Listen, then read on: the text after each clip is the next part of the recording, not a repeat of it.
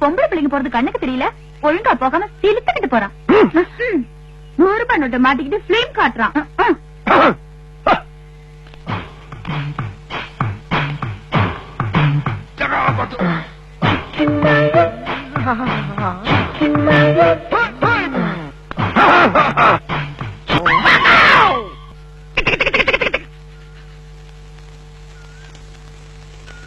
என்ன ராக்கம்மா, மாமனுக்கு 5-6 கஞ்சி கிஞ்சி ஊத்துறது.